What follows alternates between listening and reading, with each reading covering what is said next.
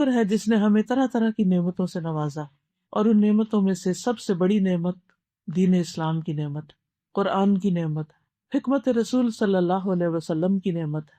اور پھر اس کا ہم پر بہت بڑا احسان ہے کہ اس نے ہمیں ان نعمتوں سے فائدہ اٹھانے کی توفیق بھی دی ہے۔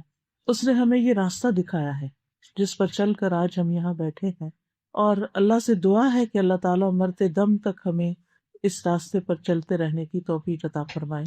آج آپ کے ساتھ کچھ باتیں جن کا عنوان دیا گیا ہے حکمت کی باتیں، ان کو کروں گی۔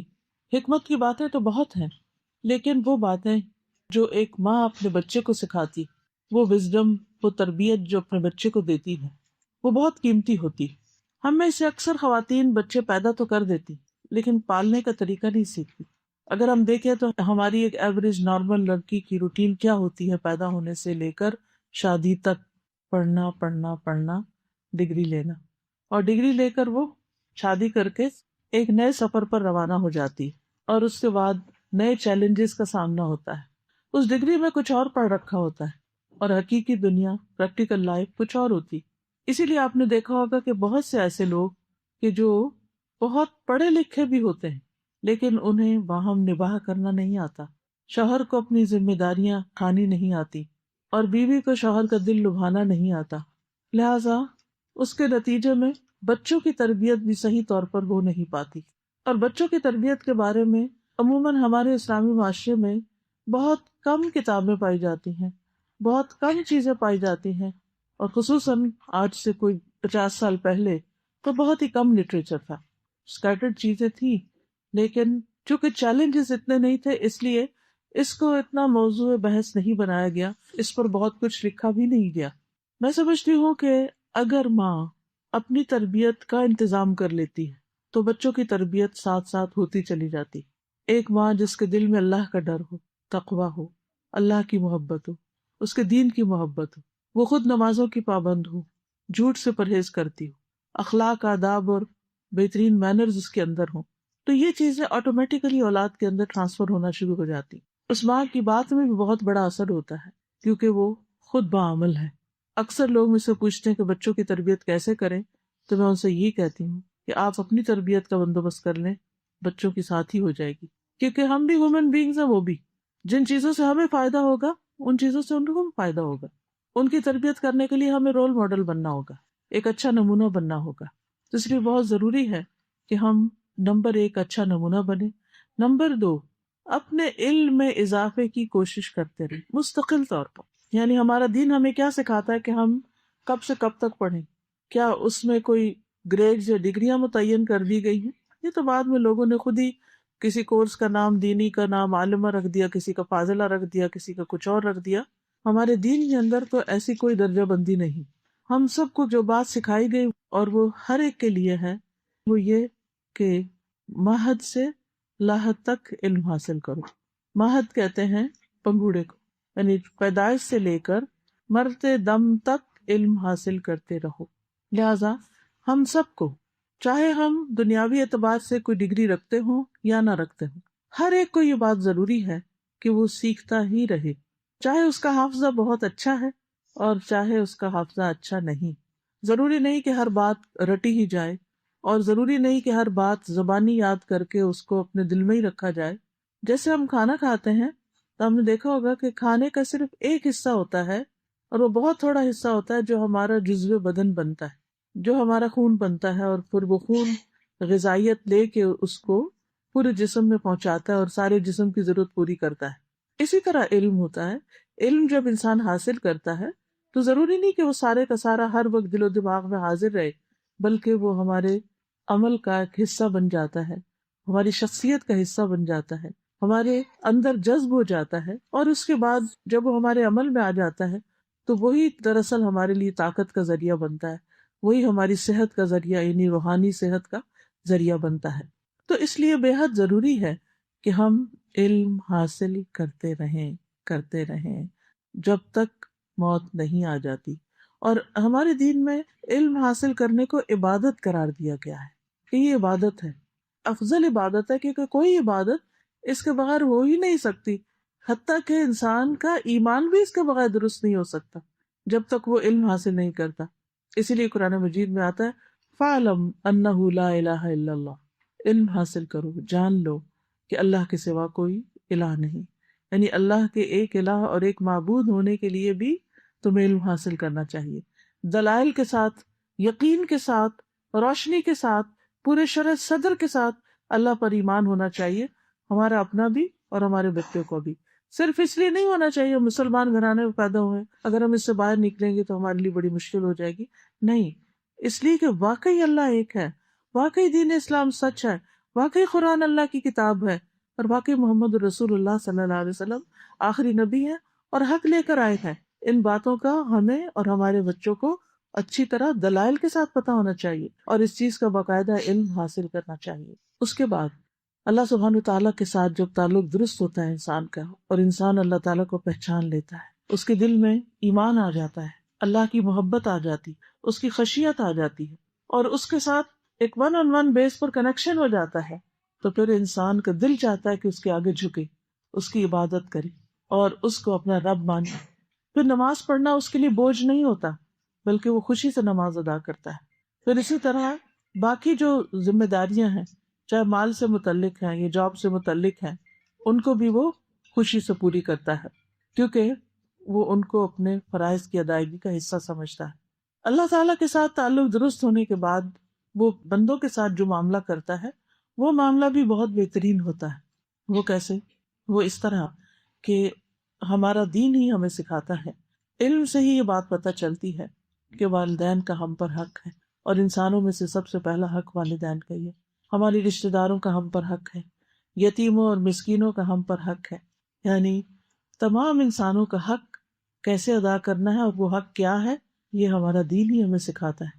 تو جو شخص جتنا زیادہ پڑھتا چلا جاتا ہے پھر اس کو اپنی غلطیاں، کوتاہیاں، خطائیں بھی نظر آنے لگتی ہیں، اور اگر وہ سچے دل سے اللہ کو راضی کرنا چاہتا ہے تو پھر اس کے لیے وہ کوشش بھی کرتا ہے، اور اس طرح اس کا معاملہ بندوں سے بھی درست ہو جاتا ہے۔ پھر اسی طرح اس کو یہ بھی پتہ چل جاتا ہے کہ میرے اوپر میری اولاد کی طرف سے بھی بہت سی ذمہ داریاں ہیں، مجھے اس دین پر صرف خود عمل نہیں کرنا بلکہ اپنے بچوں اور اپنی آئندہ نسلوں کو بھی اس راستے پر چلانا ہے۔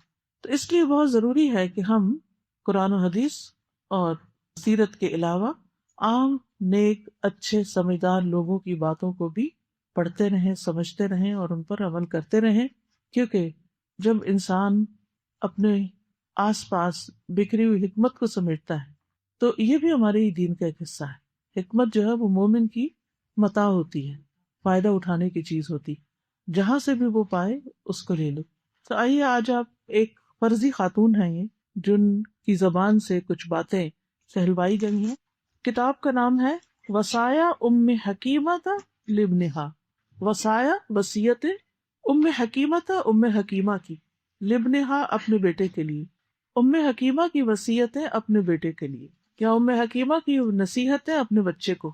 اب یہ ام حکیمہ جو ہے ایک فرضی کردار ہے، دوسرے لفظوں میں یوں کہنا چاہیے کہ ماں کی نصیحتیں بچے کو۔ اب ہر ماں کو اپنے بچے کو یہ چیزیں بتانی چاہیے، سکھانی چاہیے۔ وہ کیا ہیں؟ انشاءاللہ ہم اس کے ٹیکسٹ کو پڑھیں گے، اور اس کے ٹیکسٹ کو پڑھ کر اس میں جو ایکسٹرا باتیں ہوں گی کہ نوٹس اپنے لیے، اپنی یاد دہانی کے لیے وہ سامنے لکھتے جائیں گے، اور آپ اپنے بچوں کو، یا اگر آپ کوئی اسکول میں پڑھاتے ہیں، یا آپ اگر بچوں کو ناظرہ مثلاً پڑھاتے ہیں یا اور کوئی کلاسز لیتے ہیں، تو بہتر یہ ہے کہ آپ اس کو تھوڑا تھوڑا کر کے، قطرہ قطرہ کر کے آگے بھی ڈیلیور کر دیں، اور اگر بک گھر میں ہوگی تو بچے خود بھی پڑھ لیں گے، کیونکہ انگلش میں بھی ہے، اس میں اردو میں بھی ہے اور عربی میں بھی ہے۔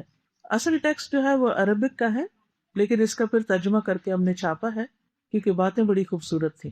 تو وصایا ام حکیمۃ لابنہا، چونکہ عربی عبارت بھی ہے تو جو مزہ عربی پڑھنے میں ہے اور سمجھنے میں وہ اردو اور انگلش میں نہیں، تو اس لیے میں عربی ساتھ پڑھوں گی اور اس کے بعد ایک ایک بات کو لے کر ہم ڈسکس کریں گے۔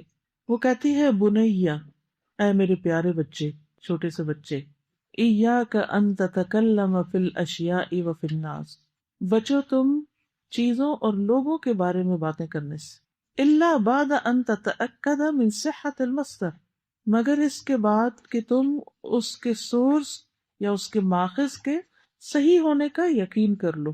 کتنی عمدہ بات ہے کہ کسی انسان کے بارے میں اور کسی بھی چیز کے بارے میں زبان نہ کھولو جب تک کہ اس بات کے صحیح ہونے کا تمہیں یقین نہ ہو۔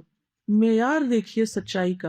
آپ کو معلوم ہے نا کہ جنت میں کون کون لوگ جائیں گے؟ صراط الذین انعمت علیہم میں کون کون شامل ہیں؟ ہم ہر روز دعا کرتے ہیں سورۃ الفاتحہ میں، نماز کے اندر بھی، اور کبھی باہر پڑھے تو اس میں بھی، اہدنا الصراط المستقیم صراط الذین انعمت علیہم۔ یہ انعام یافتہ لوگ کون ہیں جن پہ اللہ کا بڑا انعام ہے؟ ان کے بارے میں قرآن مجید میں ہی آتا ہے کہ وہ ہیں من النبیین والصدیقین والشہداء والصالحین وحسن اولئک رفیقا۔ انبیاء، اور انبیاء کے بعد سب سے پہلا درجہ صدیقین کا، جو ہمیشہ سچ بولتے ہیں، سچ کی تلاش میں رہتے ہیں، سچائی کے ساتھ جیتے ہیں اور سچائی پہ مرتے ہیں، جن کی زندگی کا شعار ہی سچ ہے۔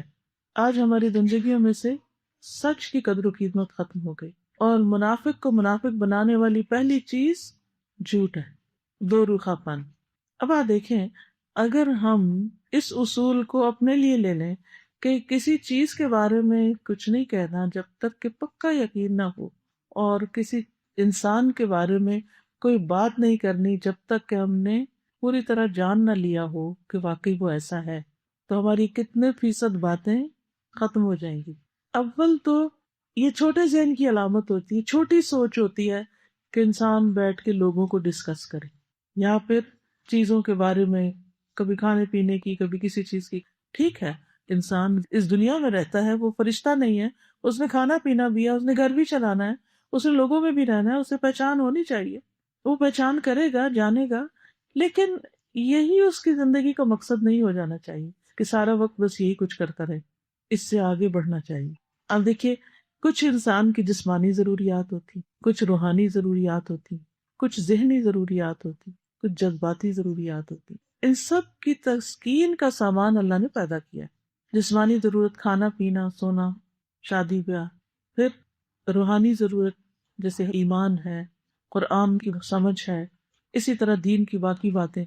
پھر جذباتی ضرورت، انسان کے اندر محبت کے جذبات بھی ہیں، ان کی بھی تسکین اسے چاہیے ہوتی ہے۔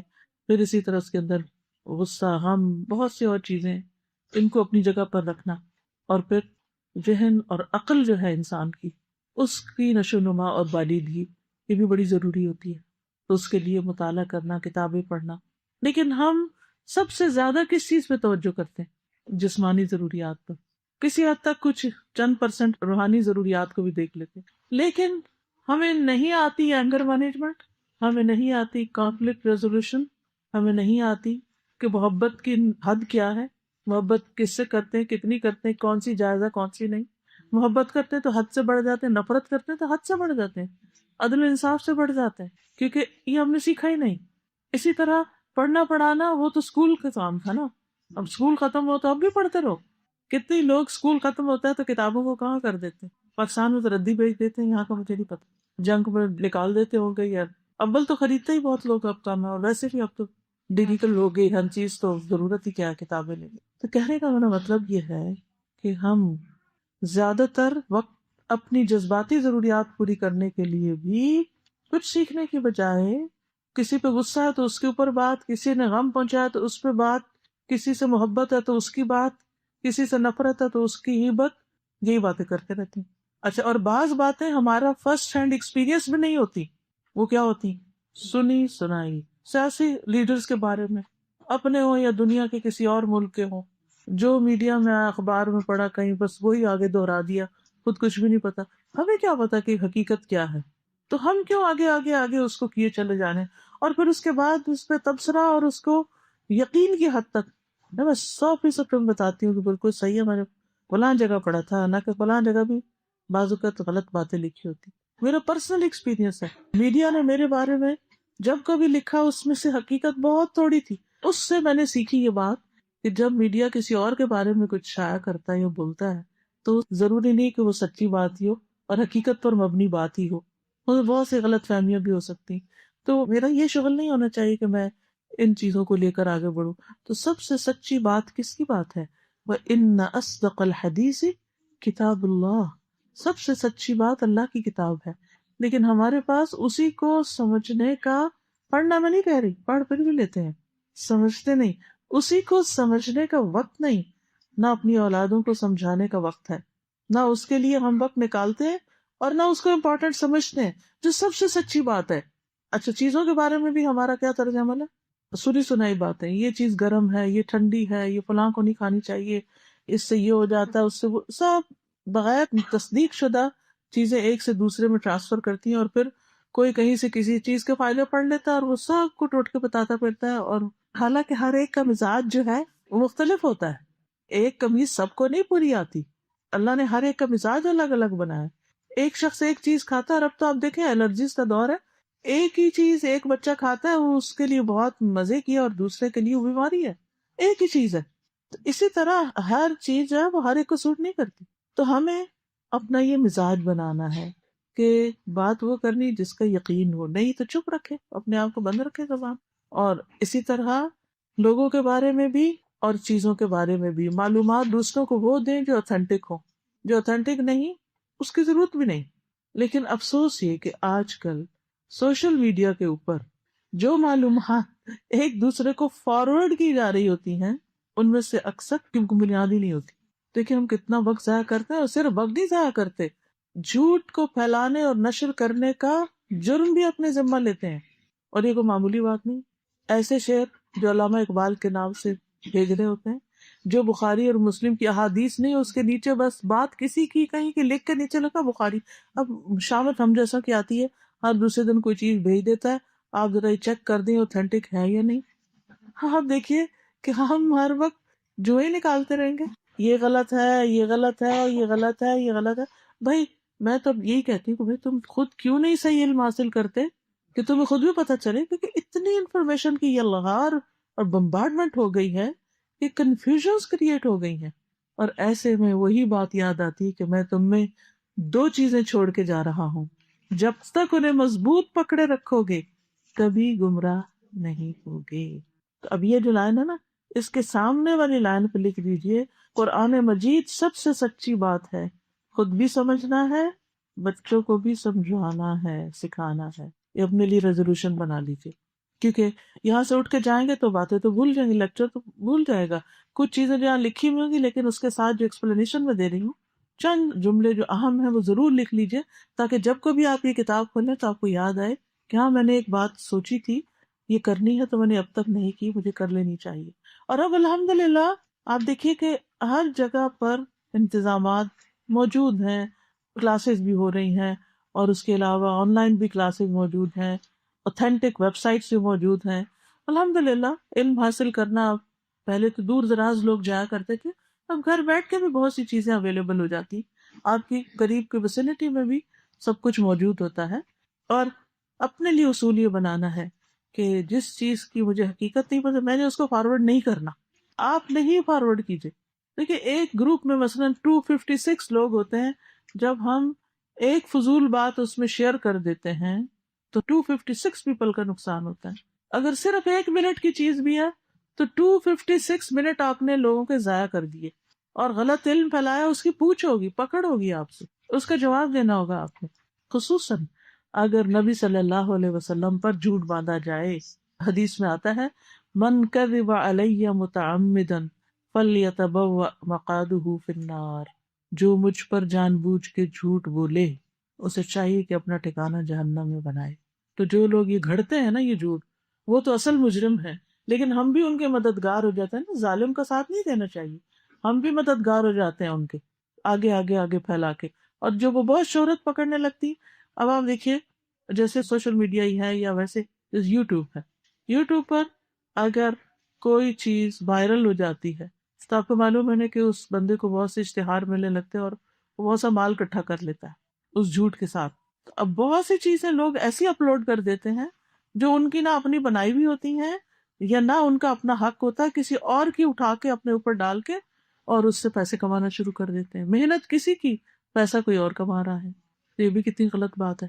تو اس لیے بہت ضروری ہے کہ نمبر 1 ہم کوئی ایسی بات نہ کریں، اور یہ چیز ہماری زندگی تو پھر گزر گئی، اور ہم تو بڑی خواتین تو عموماً اتنی زیادہ ان چیزوں پہ اتنی دلچسپی بھی نہیں لیتی، لیکن دیکھیے کہ بچوں کے لیے کتنا ضروری ہو گیا کہ ان کو گائیڈ لائن دی جائے. یعنی یہ باتیں بہت پرانی باتیں ہیں لیکن کس طرح ہر دور میں فائدہ مند ہیں. وَإِذَا جَاءَكَ أَحَدٌ بِنَبَإٍ فَتَبَيَّنْ قَبْلَ أَن تَتَهَوَّرْ، جب کوئی تمہارے سامنے کوئی خبر لائے تو جلدی کرنے سے پہلے اس کی تحقیق کرو. وَإِيَّاكَ وَالشَّائِعَةَ، اور مشہور خبر پر یقین کرنے سے بچو. اچھا، بعض اوقات لوگ جیسے 1 اپریل ہوتا ہے تو اس میں لوگوں کو پھول بنانے کے لیے 1 اپریل پھول بڑے بڑے جھوٹ بول دیتے ہیں. کوئی مشہور کر دیتا ہے محمد علی کلے جب ابھی فوت نہیں ہوا تھا تو محمد علی کلی فوت ہو گیا، فلاں فوت ہو گیا. اب اس طرح کی باتیں وقتی طور پر امیوزمنٹ کے لیے لوگ مشہور کر دیتے ہیں لیکن بہت بڑا جھوٹ ہے جس میں شریک ہوتے ہیں. تو خواہ آپ کے پاس کوئی خبر آئے یا آپ کہیں سے پڑھیں، اور خصوصاً جو بہت مشہور ہو جائے اس کے بارے میں بھی فوری اس کی تصدیق نہ کرو. نبی صلی اللہ علیہ وسلم پر بعض حدیثیں جھوٹی گھڑی گئیں اور وہ اتنی مشہور ہوئیں کہ اگر کسی کو یہ بتایا جائے نا کہ یہ جھوٹی ہے بات، یہ آپ نے نہیں فرمائی، تو لگے دیکھو ہر کوئی یہ بتاتا ہے، ہم نے تو بچپن سے پڑھی ہے. نہیں، کوئی ضروری نہیں ہے کہ بچپن سے پڑھی تو سچ ہوگی. مثلاً وہ ایک مشہور حدیث ہے چین جانے والی. علم حاصل کرنے کے لیے اگر چین بھی جانا پڑے تو چلے جاؤ، یہ کوئی حدیث نہیں ہے. نہ ہی نبی صلی اللہ علیہ وسلم نے لوگوں کو علم حاصل کرنے چین بھیجا. ہاں، اگر آپ کی اپنی چوائس ہے جانے کی، آج کل بہت سے لوگ میڈیکل وہاں جا کے پڑھ لیتے ہیں اور جلدی یا سستی ڈگری کر لیتے ہیں، تو ٹھیک ہے چلے جائیں اگر آپ کے لیے کنوینئنٹ ہے. لیکن نبی صلی اللہ علیہ وسلم نے بالکل نہیں فرمایا. اسی طرح کی اور بھی مشہور باتیں کچھ ہوتی ہیں کہ جو آپ کی حدیث نہیں ہوتی لیکن وہ جھوٹی باتیں ہوتی ہیں جو آپ کے نام لگا دی گئی. آپ کے نام کیوں لگا دی گئی؟ کیونکہ لوگ یقین کر لیں گے.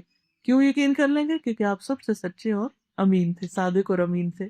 پھر کہتی ہیں لا تصدق کل ما یقال ولا نصف ما تبصر، نہ تم تصدیق کرو، نہ تحقیق کرو ہر اس بات کی جو کہی جاتی ہے، اور نہ آدھی اس کی جو تم دیکھتے بھی ہو. یعنی سنی سنائی باتوں کی تو تصدیق کرو ہی نہیں جب تک کہ اس کے سورس کا پتہ نہ ہو.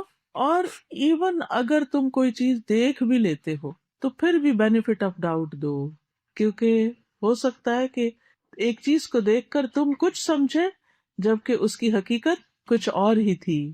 اس کی مثال واقعہ افک ہے. کس کس کو پتا ہے واقعہ افک کا؟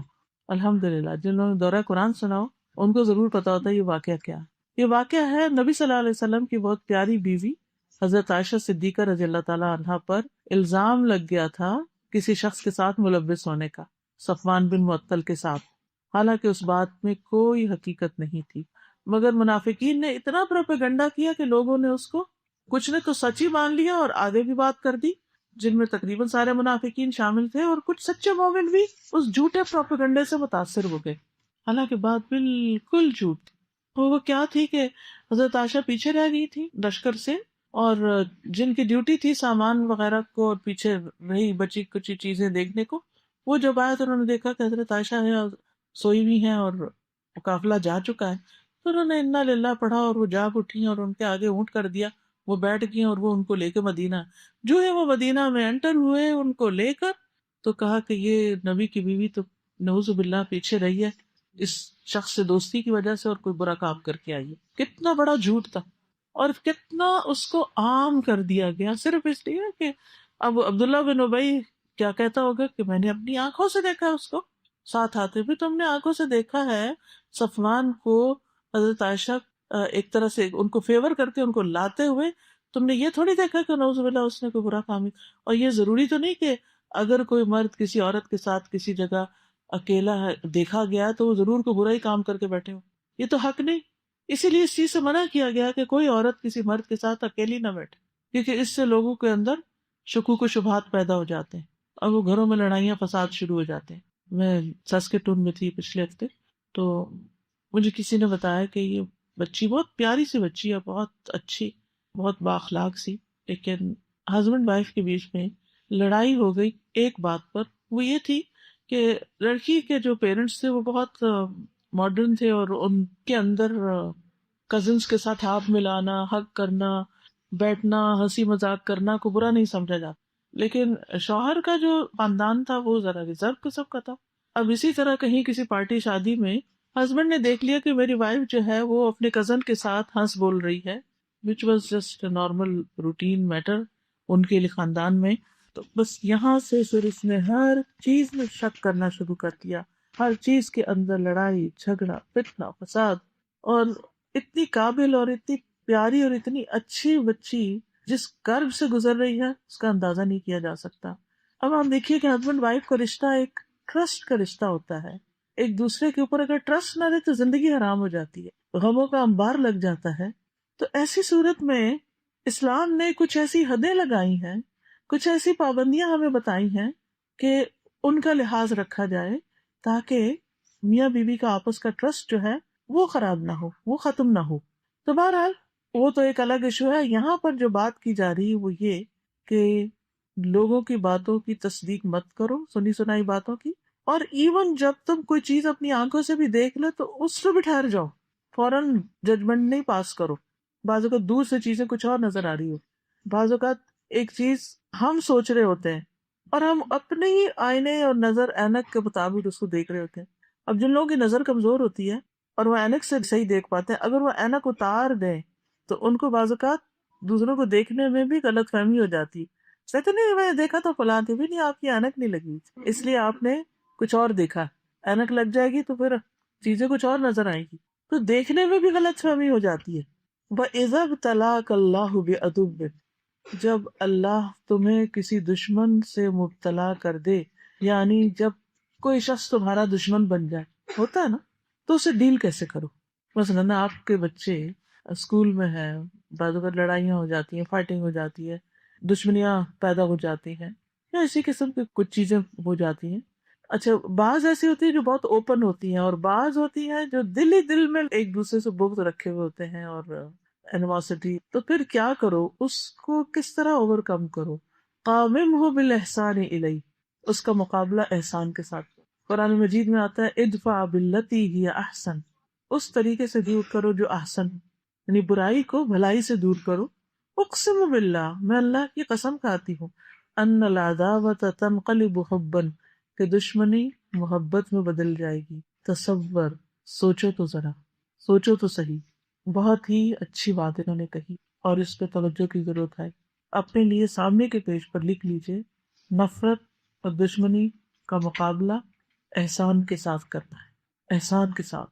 آپ نے دیکھا ہوگا کہ بعض بچے آپس میں گھروں میں بہت لڑتے ہیں، بھائی بھائی سے لڑ رہا ہے، بہن بھائی سے لڑ رہی ہے، اور آپ سر پکڑ کے بیٹھ جاتے، سمجھ نہیں آتا کہ ان کو کیسے سمجھاؤں. آپ ہر روز صلح کرا رہے ہوتے ہیں، ہر روز سمجھا رہے ہوتے ہیں مت لڑو مت لڑو مت لڑو. اب اس کے لیے طریقہ یہ ہے کہ بچپن سے ہی آپ بچوں کو سکھائیں ایک دوسرے کو اپنے اوپر فوقیت دینے کی، یعنی دوسرے کو امپورٹنس دینا سکھائیں. جو لوگ دوسروں کو اہمیت دینا جانتے ہیں ان کا صحیح مقام پہچان کر ان کو اس مقام کے مطابق ڈیل کرتے ہیں، ان کی زندگی میں مسائل کم ہوتے ہیں. جب ہم کسی کو رسپیکٹ نہیں دیتے جبکہ اللہ نے اس کو رسپیکٹیبل بنایا تو مسائل بڑھ جائیں گے. اور اس میں مثال ہے ہسبینڈ وائف کی. مثلا شروع میں نے بات کی، قرآن سب سے سچی کتاب ہے، وہ سچ بولتی ہے، ہم نہ مانے تو ہماری مرضی. قرآن مجید میں اللہ سبحانہ وتعالیٰ نے مردوں کے حقوق بھی بتایا عورتوں بھی بتایا، لیکن ایک جگہ ساتھ ہی یہ بتایا وَلِلرِّجَالِ عَلَيْهِنَّ دَرَجَةٌ، کہ مردوں کو عورتوں پر ایک ڈگری درجہ دیا گیا ہے. کیوں؟ تاکہ گھر کا نظام صحیح طور پر چل سکے. جن گھروں میں مرد کی رسپیکٹ ہوتی ہے وہاں اس کا رویہ اور معاملہ کچھ اور ہوتا ہے، اور جہاں مرد کو رسپیکٹ نہیں دی جاتی، وہ احساس کمتری میں مبتلا ہو جاتا ہے، تو وہاں وہ اپنی فرسٹریشن اور طرح نکالتا ہے. بعض اوقات قصور بھی اسی کا ہوتا ہے. میں یہ نہیں کہتی کہ اس کا قصور نہیں ہوتا، قصور ہوتا ہے اس کا، وہ صحیح کام نہیں کرتا، محنت کا عادی نہیں، یا اپنی فیملی کے لیے کیئر نہیں کرتا، یہ کئی چیزیں ہو سکتی. اس کے باوجود چونکہ مرد ہے تو اپنے رویے اور معاملے میں ذرا جسے کہتے ہیں نا کہ نرمی پیدا کی جائے. مرد کی اگر انا کو ٹھیس پہنچائی جائے نا تو اس سے زیادہ کوئی چیز عورت کے لیے نقصان دہ نہیں ہوتی. اگر اس کو رسپیکٹ نہ دی جائے، جیسے آپ دیکھیں ہمارے نانی دادی کے وقت جو میں نے کلچر اپنے گاؤں میں اور اپنے شہر میں اور اپنے آس پاس دیکھا ہوا ہے، اس میں مرد کی حیثیت خاندان کے اندر، یا ایک جو میں نے اپنے نانا کو دیکھا، وہ ویسے بھی اپنے گاؤں کے وہ نمبردار ہوتے ہیں جیسے، اور وہ چودھری ہوتے ہیں اور وہ لوگوں کے فیصلے نبھانے، تو بہت رسپیکٹ تھی ان کی. لیکن اس کے ساتھ ساتھ میں دیکھتی تھی کہ میری نانی، میری خالہ، ماموں سب ان کو بہت امپورٹنس دیتے تھے، اور وہ بھی جواباً سب کو امپورٹنس دیتے تھے. میرے اپنے والد، پورے خاندان کے لوگ ان کی عزت کرتے. میری اپنی والدہ، کبھی آج تک میں نے اپنی والدہ کو ان کے سامنے اونچی آواز میں نہیں بولتے تھے. یہ ایک دو دن کی بات نہیں، یہ کئی سالوں کا مشاہدہ ہے. کبھی نہیں دیکھا کہ انہوں نے پلٹ کے جواب دیا ہو یا کوئی بدتمیزی کا سلوک کیا ہو. اور میرے والد کے پھر جواباً کیئر کا حال کیا تھا کہ وہ بیمار ہوتی کچھ ہوتا سرہانے کھڑے رہتے تھے. ہمیں تو پتہ ہی نہیں تھا بچپن میں کہ ماں باپ لڑتے بھی ہوتے ہیں کہیں، کیونکہ ہم نے تو یہ سیکھا تھا وہ احترام اور عزت کی جگہ. ماں بھی سکھاتی تھی کہ ان کا ادب کرو، وہ بلا رہے ہیں جلدی کرو. تو اب یہ جو ایک ادب اور احترام اور اس رسپیکٹ کا رشتہ، اور دوسری طرف ماں اولاد کے اوپر کیا ہے کہ ماں کے 3 درجے ہیں. فلا تقل لهما اف ولا تنهرهما، ڈانٹ کے بات نہ کرے، سختی سے بات نہ کرے. وصاحبهما فی الدنیا معروفا، دنیا میں اچھے طریقے سے والدین سے زندگی بسر کرے. وقل لهما قولا کریما بھی آتا ہے تو عزت سے بات کرے والدین سے. تو جب ہم ان رشتوں کو جن کو اللہ نے عزت دی ہے، مقام دیا، ان کا مقام پہچانتے ہیں تو کیا ہوتا ہے؟ ہمارا اپنا مقام بڑھتا ہے. یعنی عزت لینے والے کا نہیں، یاد رکھیے عزت دینے والے کی عزت ہوتی ہے. عزت دینے والا عزت حاصل کرتا ہے، کیونکہ اس کو سب لوگ دیکھ رہے ہیں نا کہ یہ بات کرتا ہے تو اچھے طریقے سے کرتا ہے، یہ معاملہ کرتا ہے تو اچھا کرتا ہے، تو خود بخود دوسرے لوگوں کے دل میں اس کی عزت بن جاتی. لیکن ہم عام طور پر اس اصول قاعدے کو نہیں سمجھتے. تو یہاں پر یہ کہتے ہیں کہ باقیوں کو تو عزت دینا تو دینا، اپنے دشمن کے ساتھ بھی احسان کرو. اچھا، ہر خاندان کے اندر تقریباً یہ ہوتا ہے کہ کچھ رشتے ایسے ہوتے ہیں جن میں کمپٹیشن ہوتا ہے، جیسے دیورانی جیٹھانی کا رشتہ ہے، یا اسی طرح نند بھاوج کا، یا ایون کچھ اور بھی ایسے بیچ میں آ جاتے ہیں جن کے ساتھ ایک خاموش کمپٹیشن چل رہا ہوتا ہے. اب جہاں یہ کمپٹیشن ہوتا ہے نا، وہاں دل بہت اچھے ایک دوسرے کے لیے نہیں ہوتے، کیونکہ وہ تھوڑی تھوڑی جیلسی بھی ہوتی ہے. اب جب جیلسی دل میں آ جاتی ہے تو پھر آپ دوسرے شخص کو کہیں نہ کہیں سے کاٹنے کی کوشش کرتے ہیں، اس کی بات کو رد کرنے کی، اس کو تھوڑا لیٹ ڈاؤن کرنے کی، کیونکہ آپ ڈیفینسو موڈ میں ہوتے ہیں نا. تو جب انسان ڈیفینسو موڈ میں ہوتا ہے تو کہیں نہ کہیں کچھ نہ کچھ مارتا رہتا ہے دوسرے کو. نتیجہ کیا ہوتا ہے؟ وہ تعلقات کبھی بھی اچھے نہیں ہوتے. کوئی بات نہیں، بھلے آپ کے دل میں دوسرے کے لیے کوئی تکلیف بھی ہے تو بھی اچھا معاملہ کرے، تو بھی احسان کا کرے، تو بھی رسپیکٹ کا کرے. چاہے اپنے دل کو برا لگ رہا ہے، نفس کے اوپر ہارڈ ہے، کوئی بات نہیں، کنٹرول کریں اس کو تھوڑی دیر کے لیے، اور دوسرے سے سلام میں پہل کریں، حال پوچھیں، مدد کریں، آگے بڑھیں.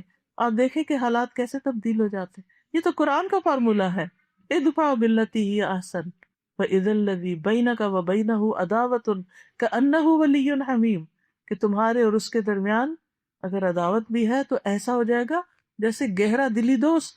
نبی صلی اللہ علیہ وسلم کا کارنامہ یہی ہے کہ انہوں نے اپنے دشمنوں کو دوست بنایا ہے. ہم اپنے محسنوں کو بھی اپنا دوست نہیں بنا سکتے. کیوں؟ ٹھیک ہے، زندگی میں کچھ لوگ بڑے سخت مزاج ہوتے ہیں، ہارڈ ہوتے ہیں، مشکل ہوتی ہے ڈیلنگ ان سے، لیکن ایوریج لوگوں سے ہمارا معاملہ کیا ہے؟ ہم کتنی دفعہ دن میں مسکراتے ہیں، کتنی دفعہ سلام میں پہل کرتے ہیں، کتنی دفعہ آرام سے بات کرتے ہیں جب کوئی ہم سے کوئی سوال کرے، پوچھے فلاں چیز کیا ہے. مثلا اکثر ہسبینڈ لوگ کیا کرتے ہیں، چابی کہیں لا کے رکھ دیتے ہیں، پھر صبح شور مچا دیتے ہیں، چابی کہاں ہے، چابی کہاں ہے، اور آپ نے کہیں رکھی بھی ہوتی ہے اور آپ بھی چپ کر کے کھڑے ہوتے ہیں. اچھا آج تو میں مزہ چکھاؤں گی. اصل مسئلہ تو یہ کہ ایک جگہ بنا دیں، اگر کچھ نے خود نہیں رکھا آپ جا کے وہاں لٹکا دیا کر، تاکہ صبح ہی شور ہی نہ اٹھے، وہاں سے خود ہی انہیں پتا ہو کہ بھی یہی چابی ملے گی، مل جائے گی. چھوٹی چھوٹی چیزوں سے بدمزگیاں شروع ہوتی ہیں، اور پھر اس وقت ہمارا رویہ جو ہوتا ہے وہ بہت تلخ ہو جاتا ہے، جس سے وہ تلخی لے کے نکلتے ہیں اور آپ تلخی لے کے پیچھے رہتی ہیں، اور زندگی جو ہے وہ دوبھر سے دوبھر ہوتی چلی جاتی ہے. تو اب کسی کو تو پہل کرنی ہے نا، تو نفرتوں کو ختم کریں. اور جو ابتدا کرتا ہے اچھے رویے کی، اس وقت بہت بھاری ہوتا ہے نفس پر کہ اس نے مجھے ہرٹ کیا تو میں تو نہیں، میں تو بولوں گی بھی نہیں. 3 دن میں وہ ہرٹ ٹھنڈی ہو جانی چاہیے، اور اس کے بعد یہ ہے کہ جو پہل کرے گا سارا ثواب اس کو مل جائے گا. 2 سلام کرنے والوں میں جو پہل کرتا ہے اس کا اجر زیادہ ہوتا ہے، کیونکہ ہمارا دل ہمیں کنٹرول کیے ہوئے نا، نفس کنٹرول کیے ہوئے، تو ہم یہ کر نہیں پاتے. تو آگے کیا ریزولوشن بنائیں گے، کیا لکھیں گے سامنے والے پیج پر؟ نفرتوں کو ختم کرنا ہے، برا کرنے والے سے اچھا کرتا ہے. آج جا کر کوشش کیجیے، جس شخص نے، کسی پرانی دوست نے کافی دن تک آپ کو کال نہیں کیا، آج ذرا جا کے حال پوچھ لی، کہیں کتنی خوش ہو جائے گی، اور جب وہ خوش ہوگی تو آپ بھی بہت خوش ہو جائیں گے. یا کسی ایسے رشتے کو جو منتظر رہتا ہے آپ کا، خاص طور پر ہمارے ماں باپ اگر دور ہو تو منتظر رہتے ہیں، سسرال والے تو اور بھی زیادہ، کہ کیا کروں، کہہ بھی نہیں سکتے ہو لیکن دل بھی ان کا چاہ رہا ہوتا ہے کہ ہمیں پوچھ لیں، پوچھ ہی لیں. عموماً شکوہ کیا ہوتا، اس نے تو مجھے پوچھا تک نہیں، اس نے مجھے اگنور کر دیا. یہ اگنور کرنے کی فیلنگ جو بڑی تکلیف دہ ہوتی ہے. آپ کسی شادی میں گئے ہیں، کسی پارٹی میں گئے ہیں، آپ کسی کو گلے لگا لگا کے مل رہے ہیں، اور وہ بزرگ بوڑھی ساس آپ کی شکل دیکھ رہی ہے کہ کب فارغ ہوگی دوستوں سے جو میرے پاس یہ ہے. ہم چونکہ اس مقام پہ ابھی پہنچے نہیں نا، تو ہمیں پتہ بھی نہیں ہوتا کہ ان کی فیلنگس کیا ہے.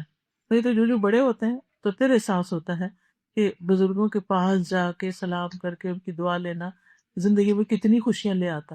بعض اوقات ایسا ہوتا ہے کہ بچوں کا قصور ہوتا ہے، ماں باپ کا نہیں ہوتا، تو ہم بچوں کے قصور کی سزا ان کے ماں باپ کو بھی دے رہے ہوتے ہیں، حالانکہ ان کا نہیں. ویسے خالہ کے گھر رشتہ ہوا، ماموں کے گھر ہوا، نہیں بنی، اب خالہ ماموں سے بھی کاٹ لی. بھائی کیوں نہیں؟ انہوں نے اس وقت حق کی بات نہیں کی. حق کیا وہی ہے جو آپ کہتے ہیں؟ یعنی کہ ہم کیا چاہتے ہیں، یا تو لوگ ہماری حمایت میں بولے ورنہ وہ سب ہماری دشمن ہے، یا ہم ان سے دشمنی بول لے رہے ہیں. یہ ضروری تو نہیں ہوتا کہ ہر شخص آپ کے حق میں ہی بولے. اس لیے بہت ضروری ہے کہ برا کرنے والوں کے ساتھ اچھا کرنا، اور اللہ کی خاطر اور اللہ کے چہرے کی خاطر. اور یہ ہو نہیں سکتا جب تک صبر نہ ہو، اور صبر کرنے والوں کا اجر بے حساب، بے حساب. تو میں نے ابھی جو کسی لیکچر کے دوران بات سیکھی کہ صبر کرنے کی جب بات آئی ہے، تو جب دو میں معاملہ ہو رہا ہے کہ وہ صبر کرنے والی میں خود ہوں، میں صبر کو دوسرے پہ نہ ڈالوں. ایگزیکٹلی. ہمارا رویہ، میرا اپنا رویہ کہ اگر صبر کرنے کا معاملہ ہو تو دوسرا صبر کرے اور میں اپنی زبان استعمال کروں. یعنی اپنے سے شروع کیا جائے. اذا اردت ان تکشف صدیقا سافر معه ففي السفر ينكشف الانسان يذوب المظهر وينكشف المخبر. ولماذا سمي السفر سفرا الا لانه عن الاخلاق والطبائع يسفر. جب تم چاہو کہ کسی دوست کی حقیقت تم پر کھل جائے تو اس کے ساتھ سفر کرو، کیونکہ سفر میں انسان کی حقیقت کا پتہ چل جاتا ہے، سفر میں ہی اس کا ظاہر کھل جاتا ہے، اور سفر میں ہی اندر کا پتہ چلتا ہے. آخر سفر کو سفر کیوں کہا جاتا ہے؟ صرف اس لیے کہ یہ انسان کے اخلاق اور طبیعتوں کو ظاہر کر دیتا ہے. اچھا، ہماری مشکل یہ ہوتی ہے کہ ہم بہت جلدی کسی پہ ٹرسٹ کر لیتے، پھر دھوکہ کھا جاتے ہیں، پھر سب کو برا بھلا کہنے لگتے، پھر کسی پہ ٹرسٹ نہیں کرتے. تو یہ انتہائی رویے ہیں، یہ نہیں ہونا چاہیے. جب کسی کے ساتھ معاملہ کرے تو سوچ سمجھ کے، اس کو آزما کے، خصوصاً اگر بڑے فیصلے کرنا. پھر یہی کہوں گی کہ یہ چونکہ بچے کے لیے نصیحتیں ہیں، تو آپ اپنے بچے کو کیا کہیں گے، کیا کریں گے؟ اپنے بچے کو آپ، جیسے اس نے کوئی پارٹنرشپ کرنی ہے کسی کے ساتھ، یا کوئی بزنس کرنا ہے مل کے کسی کے ساتھ، یا کسی کے ساتھ معاملہ کرنا ہے، تو اندھا دھند نہ کرنے دیں. لیکن پھر وہی بات کہ بچے نصیحت عام طور پہ کم مانتے ہیں، لیکن ہمارا فرض بنتا ہے کہ ہم ان کو سمجھائیں، ہم ان کو بتائیں، خصوصاً جہاں پیسے کا معاملہ. پچھلے دنوں ایک خاتون سے ملاقات ہوئی کہ جن کی اچھی بھلی زندگی گزر رہی تھی اور شوہر نے ان کو طلاق دے دی. بہت مجھے تکلیف ہوئی. میں نے پوچھا کہ وجہ کیا بنی؟ کہنے لگی کہ بس شاید تقدیر میں یہ لکھا ہوا تھا. میرے فون پر ایک کال آئی اور اس شخص نے کہا کہ کسی کمپنی کا نام بتایا کہ اس میں آپ کا لکی ڈرا نکل آیا ہے، آپ اتنے دن تک اتنے پیسے جمع کرا دیں تو آپ کو ہم $50,000 دے دیں گے. آپ لیکن اس کے لیے پہلے آپ کو کچھ پیپر جمع کرانے.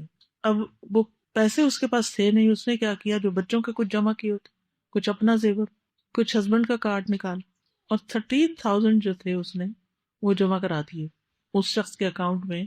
وہ ایک شخص نہیں تھا، 2-3 تھے جو مل کے فراڈ کر رہے تھے. تو میں نے کہا تم نے اپنے ہسبینڈ سے مشورہ کیوں نہیں کیا؟ اتنی بڑی جہاں اماؤنٹ کی بات تھی اور تم اتنا کچھ بیچ رہی تھی اور اتنا کچھ کر رہی تھی، تو اس سے کیوں نہیں بات کی؟ اس نے کہا میں نے سوچا میں اپنے ہسبینڈ کو سرپرائز دوں گی کہ دیکھیں یہ 50,000 ہے آپ کے لیے. تو یہ چیز بھی بڑی اہم ہے کہ آپ کسی کے اوپر ٹرسٹ کر کے، کیونکہ بعض خواتین اس مصیبت میں پڑ جاتی ہیں، کسی دوست پہ ٹرسٹ کر لیا، مل کے کمیٹی ڈال لی، ان نون لوگوں کے ساتھ ڈیلنگ شروع کر دی. اب کیا ہے، وہ کچھ دنوں کے بعد غائب ہو گئے، اور گھروں میں بڑے بڑے فساد پڑ گئے، طلاقوں تک نوبت آ گئی. تو اس لیے خود بھی کسی پر، اس کا نہیں مطلب بد اعتمادی کر، بد اعتمادی نہیں، لیکن اعتماد کرنے سے پہلے یہ بہت ضروری ہے کہ آپ سوچ سمجھ کے کسی کے ساتھ چلے. ہمارے دین میں کیا ہے کہ جب قرض کا لین دین کرو تو کیا کرو، لکھ لیا کرو. لیکن کیا سارے لوگ اس پر عمل کرتے؟ نہیں کرتے. خصوصاً جہاں دوستی زیادہ ہوتی ہے وہاں تو کہتے ہیں ضرورت ہی نہیں، آپ سے کیا معاملہ کرنا، آپ سے کیا لکھت پڑھت کرنے، آپ پر تو ہمیں ویسے ہی اعتماد ہے.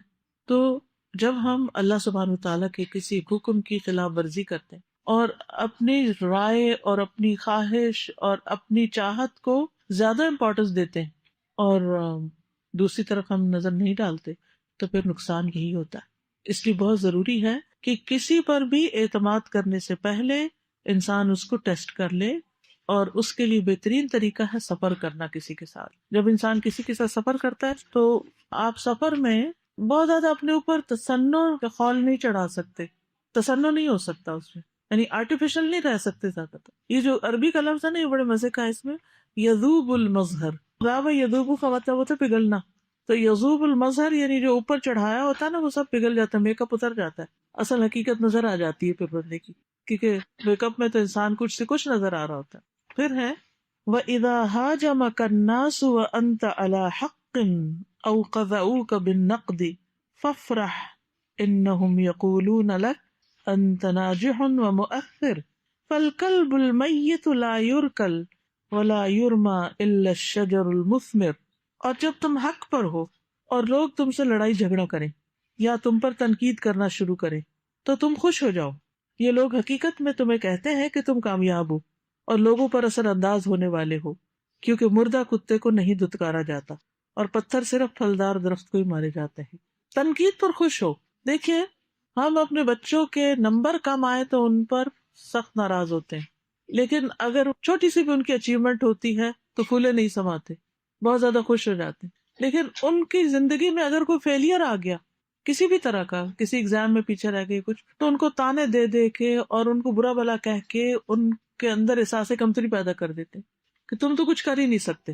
اور دوسری بڑی چیز، کمپیریزن شروع کر دیتے ہیں، تمہارے بھائی نے تو یہ کیا، تمہارے کزن نے تو یہ کیا، تم بہت نکمے ہو، تم کیا کر رہے ہو۔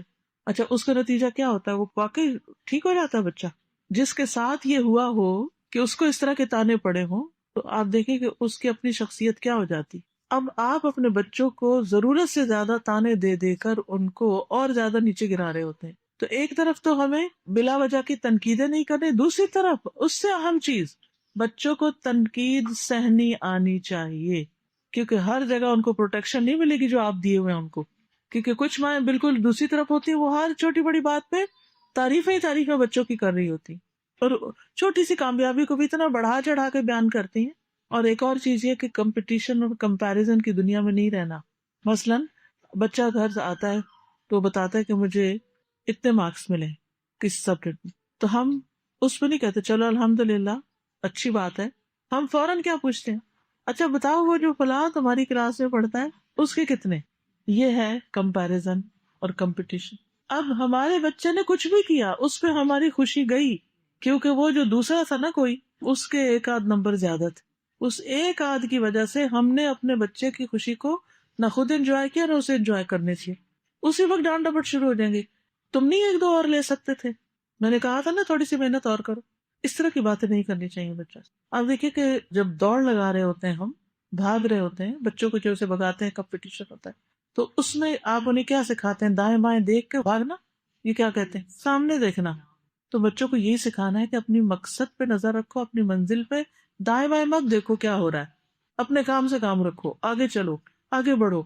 جو شخص ڈرائیونگ کرتے ہوئے دائیں بائیں زیادہ دیکھے اور آگے کم دیکھے تو کس نتیجے پہ پہنچے گا بھی کہ نہیں پہنچے گا۔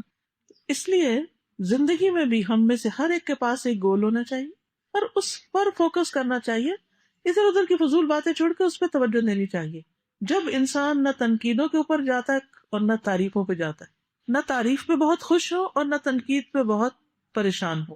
اور بچوں کو بھی یہی سکھانا ہے کہ جب تم پر کوئی تنقید کرے تو تم خوش ہو جاؤ، کیونکہ اس کا مطلب یہ ہے کہ تم اب کچھ کرنے کے قابل ہو گئے ہو، کچھ کرنے لگ گئے ہو۔ اور اس میں انہوں نے جو کہا نا کہ فَالْكَلْبُ الْمَيِّتُ لَا يُرْكَلْ، مردہ کتے کو تو کوئی لات بھی نہیں مارتا، وَلَا يُرْمَى إِلَّا الشَّجَرُ الْمُثْمِرُ، اور پتھر صرف پھلدار درخت کو ہی مارے جاتے ہیں۔ یاد رکھیے کہ بچوں کو وصیت کرنا بہت ضروری ہے۔ ہو سکے تو ان باتوں کو، اگر آپ اچھا لکھنا جانتے ہیں تو ان باتوں کو پورے کا پورا نہیں، لکھ کر اردو یا انگریزی میں چند پوائنٹس کی شکل میں اپنے بچے کو کسی کارڈ پر لکھ کر دے دیں، کسی پیپر پہ لکھ کے دے دیں، کسی میسج میں لکھ کر دے دیں، کیونکہ یہ انبیاء علیہ السلام کا طریقہ رہا ہے، خاص طور پر موت کے وقت انہوں نے اپنے بچوں کو وصیتیں کی۔ تو یہ وصیتیں بہت لانگ لاسٹنگ چیزیں ہوتی ہیں، جو بچوں کی زندگی پہ اثر ڈالتی ہیں. یہ وہ احکامات ہوتے ہیں اور ایسی باتیں ہوتی ہیں کہ جو انسان خود تو مر جاتا ہے لیکن وہ اس کے مرنے کے بعد بھی اس کی اولاد کے کام آتی ہے. افسوس یہ کہ ہم صرف مادی چیزوں کو اکٹھا کرنے کو اپنے بچوں سے محبت کا سبب بتاتے ہیں یا محبت جتاتے ہیں. مثلاً اگر ہم ان کو زیادہ کھلونے لے کے دے رہے ہیں یا پھر اچھے کپڑے لے کے دے رہے ہیں تو اس سے یہ کہ یا ان کا کمرہ ہر آئے دن نئے فیشن کے مطابق سیٹ کر کے دے رہے ہیں تو شاید یہ زیادہ محبت کی بات ہے اور اس سے ہم اپنی محبت ثابت کرنا چاہتے ہیں. یا یہ کہ ہم ان کی دنیا بنانے کے لیے ان کو بہت مدد دے رہے ہیں، حالانکہ ان اے وے یہ نقصان دہ بھی ہوتا ہے کیونکہ ایسے بچے خود محنت کرنے کے عادی نہیں رہتے، خود پر کام نہیں کرتے، اپنی زندگی میں جہنم بناتے اور دوسروں کی بھی، جن کو ہر کام کیا کرایہ مل جاتا ہے، جن کا ہر کام والدین ہی کر کے دے دیتے ہیں. اس لیے بہت ضروری ہے کہ ہم اپنی اولاد کو اپنے لیے صدقہ جاریہ بنائیں. تو اولاد صدقہ جاریہ کب بنتی ہے؟ جب آپ ان کی اچھی تربیت کریں گے، دین کے مطابق ان کی تربیت کریں گے اور ان کو وہ باتیں سکھا کر جائیں گے جو آپ ان کے مرنے کے بعد بھی یاد رکھیں گے. یعنی جو آپ اپنے والدین کے لیے کب صدقہ جاریہ بنتے، کن باتوں میں بنتے ہیں؟ انہوں نے جو باتیں سکھائیں، ہم میں سے ہر شخص سوچے. میں اس وقت آپ کو صرف چند سیکنڈ دیتی ہوں کہ آپ غور کریں، آنکھیں بند کر کے اپنے ماضی میں جائیں اور سوچیں کہ آپ کو اپنی امی کی کون سی بات اب تک یاد ہے. وہ دنیا میں نہیں ہے، وہ بہت بزرگ ہو گئی ہیں لیکن ان کی بات آپ کو یاد رہی، یا وہ بات جس نے آپ کو بہت فائدہ دیا. مجھے ایک بات جو میری امی کو اللہ تعالیٰ جنت نصیب فرمائے گا، تقریباً 6-7 سال کی تھی. ہماری دادی اماں اور ہم سب اکٹھے رہتے تو دادی اماں کے گھر میں گئی اور وہاں دادی جان نے کوئی بات کی. میں نے آ کے امی سے کہا دادی جان یوں، ابھی میں نے یہی کہا دادی جان یوں، امی نے رکھ کے اتنا تھپڑ لگایا میرے منہ پہ اور کہنے لگی آج کے بعد ادھر کی بات ادھر نہیں، ادھر کی بات ادھر. اور وہ نصیحت میں نے آج تک پکڑی ہوئی ہے الحمدللہ. اور الحمدللہ جو بات کسی کی ہے سینے میں دفن ہے تبھی باہر نہیں گی انشاءاللہ.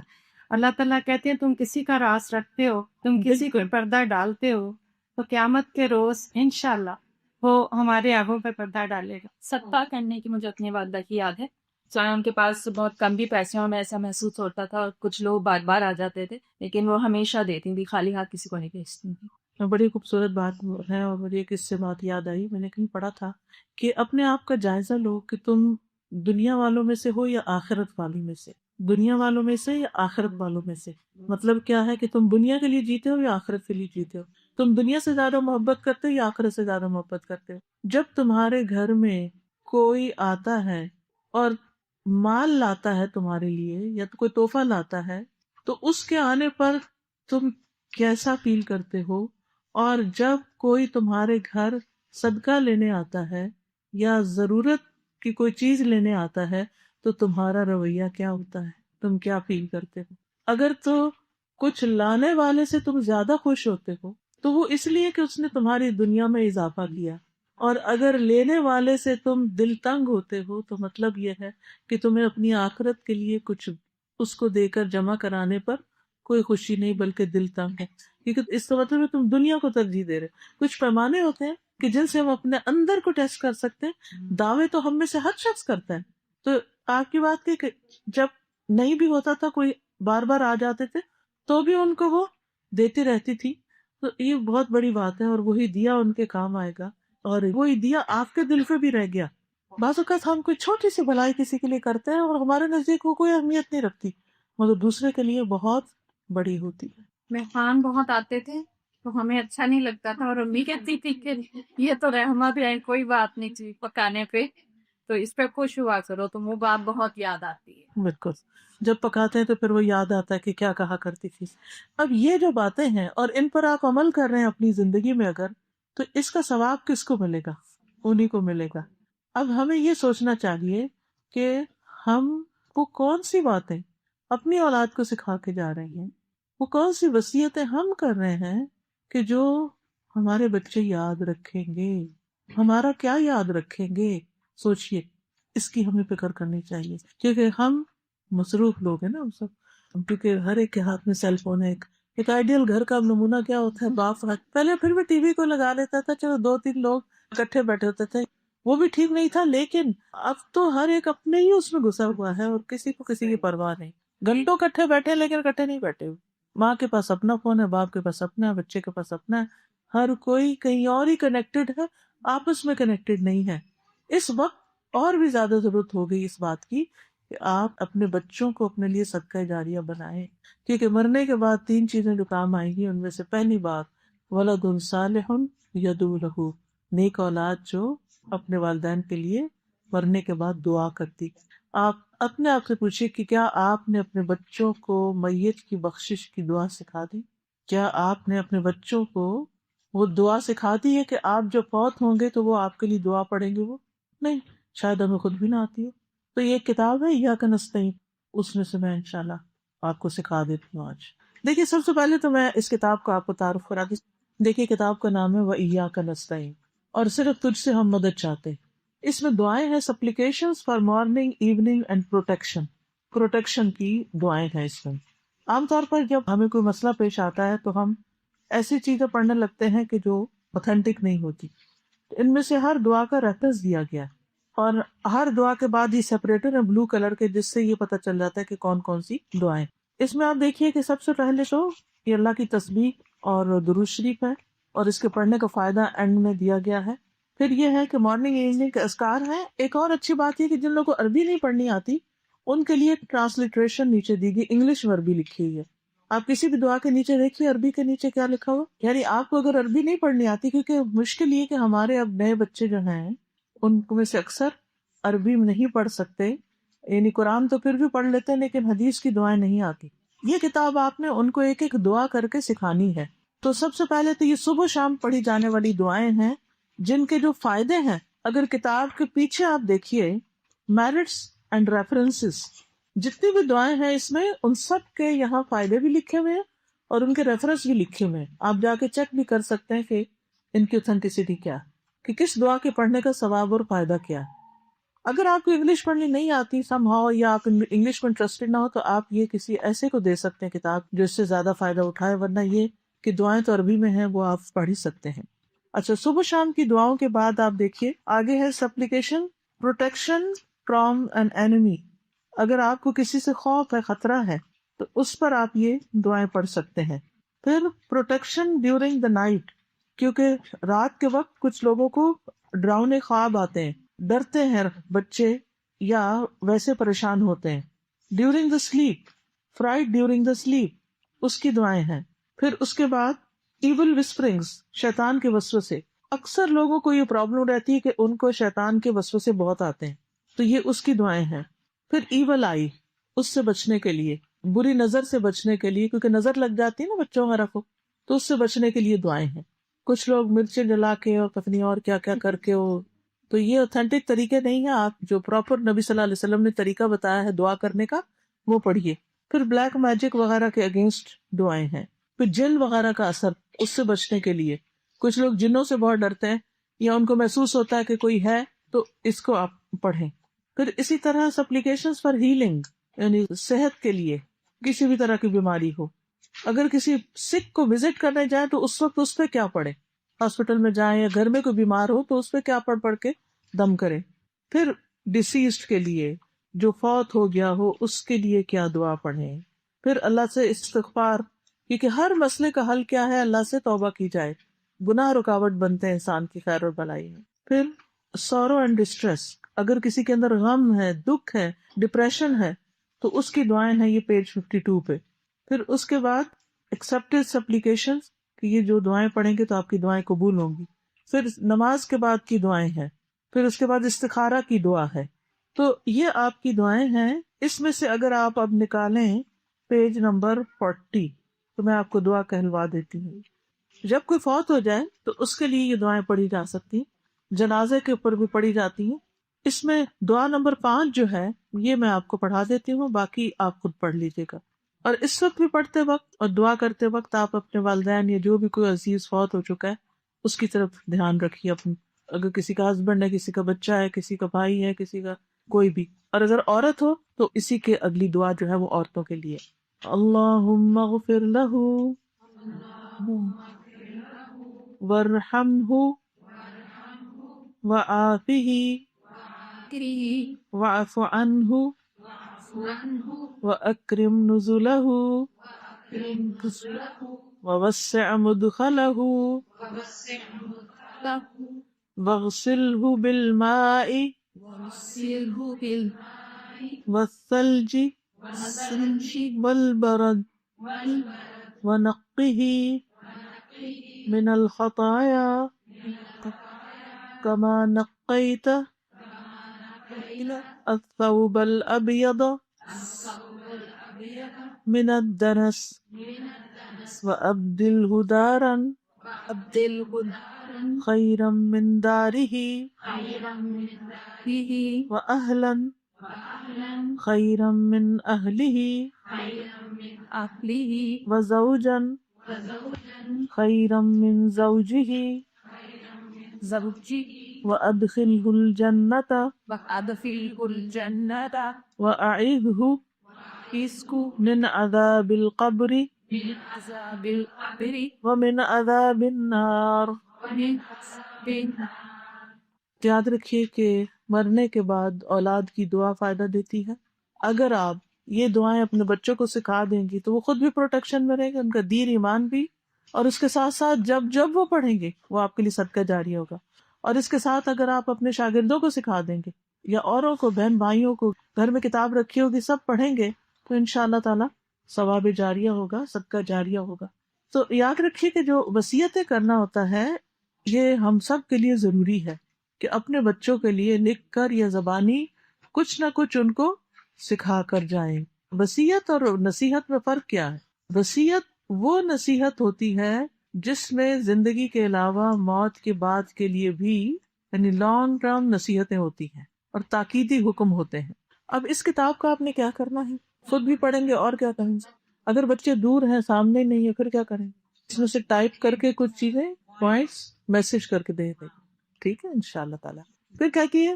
بنیا عندما تنتقد احدا فبعین النحل تعود ان تبصر ولا تنظر للناس بعین ذباب فتقع على ما هو مستقبر.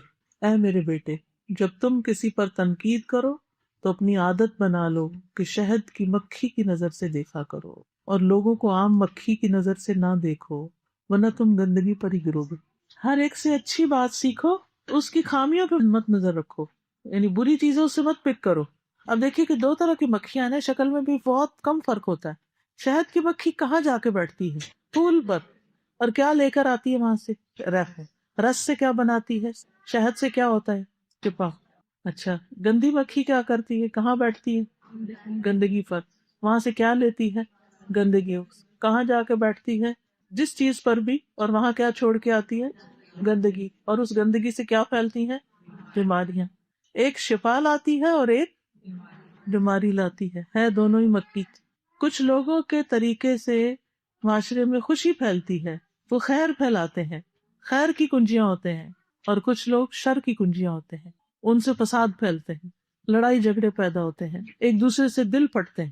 تو بچوں کو کیا سکھانا ہے کہ تم نے اچھے لوگوں سے دوستی کرنی ہے، اچھی باتیں سیکھنی ہے، گندی صحبت نہیں، ایسے لوگوں کے ساتھ نہیں کہ جو گالی گلوچ کرتے ہوں یا جو اپنے ماں باپ کے نافرمان ہوں یا کچھ بھی. اور اکثر لوگ مجھ سے بھی پوچھتے ہیں کہ بچوں کی تربیت کیسے کرتے ہیں. کہتے ہیں ان کو اچھے دوست دیں، وہ جو باتیں ہم سے نہیں مانتے نا وہ اپنے دوستوں کو مان لیں گے. صحبت کا بہت اثر ہوتا ہے. ہم بھی جس مجلس میں بیٹھتے ہیں اس کا اثر لے کے اٹھتے ہیں، کچھ نہ کچھ تو ضرور ہی لیتے ہیں.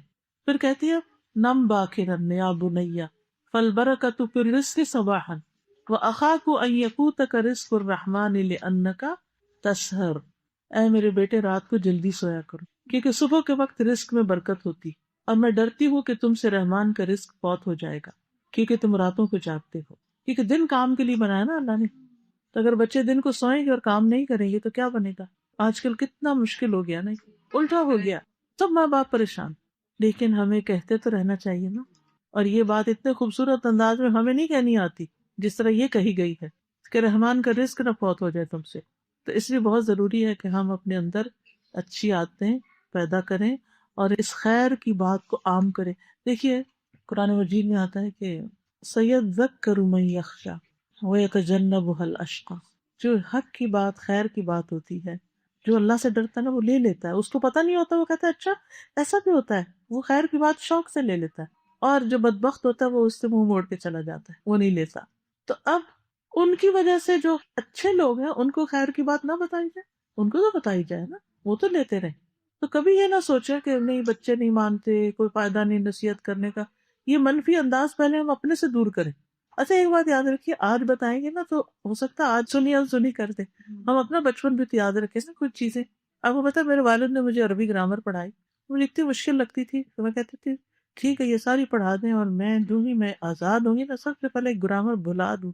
میں اپنے اندر کہا کرتی تھی میں بھلا دوں گی، اس وقت مجھے نہیں اچھی لگتی تھی، لیکن آپ یقین کریے کہ جو ہی مجھے ہوش آئی، سمجھ آئی، تو میں اتنا زیادہ گرامر پڑھنا لگ گئی کہ میرے سہارے کے نیچے کتاب ہوتی تھی، میں ہر روز اس میں سے کچھ نہ کچھ پڑھتی تھی، اور اس سے پھر قرآن کو سمجھنے میں، سمجھانے میں بہت آسانیاں ہوئیں۔ تو اب بچوں کی باتیں اتنی سیریس نہ لیا کریں کہ جو یہ کہہ رہے ہیں اب تو زندگی ختم ہو گئی اور یہ تو پتہ نہیں کیا بن جائے، نہیں، وہ بچوں کی بات بچوں والی ہوتی ہے، وہ آج اگر ایک چیز کہہ رہے ہیں تو کل الٹ بھی جائیں گے اس سے۔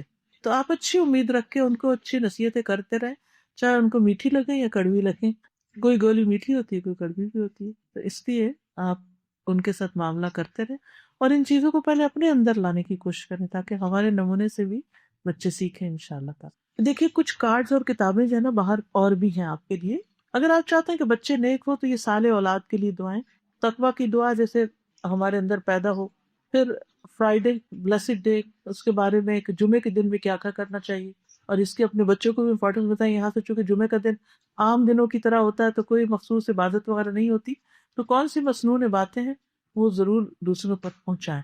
ایون آپ اگر خود لے کے مسجد کسی میں بھی بانٹ کے آ جائیں اپنے پیرنٹس کی طرف سے صدقہ جاریہ کے طور پر تو وہ بھی اچھا ہے۔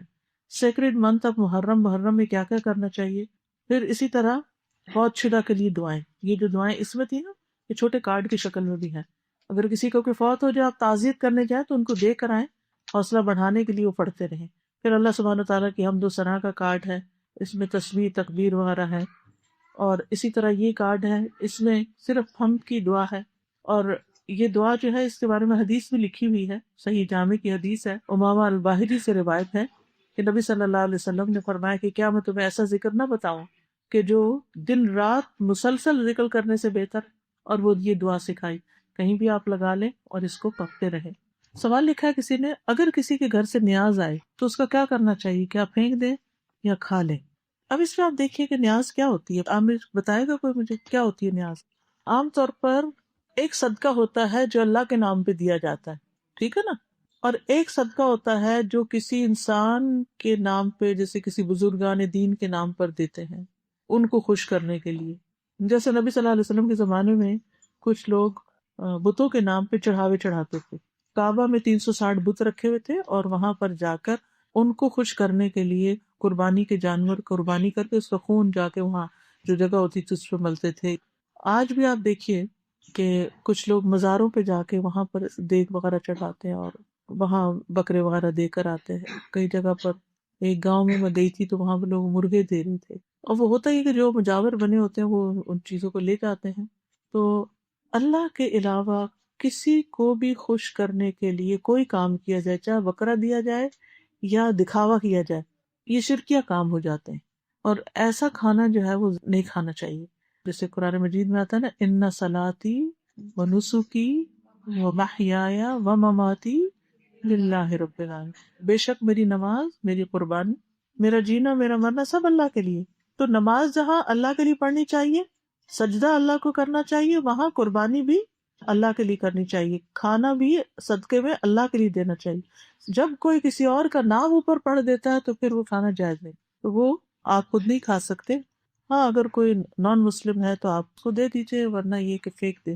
لیکن استاذہ اگر یہ کہیں کہ دیا تو اللہ کے نام پہ ہے لیکن نیت یہ ہے کہ ثواب ان کو پہنچے، کہ یعنی ان کو فائدہ ہو جائے اس چیریٹی، اس کھانے کا، دیکھیں ان کے پاس تو پہلے ہی بہت نیکی ہیں، تو کھانا رکھ کر سورہ فاتحہ وغیرہ پڑھ لیتا ہے۔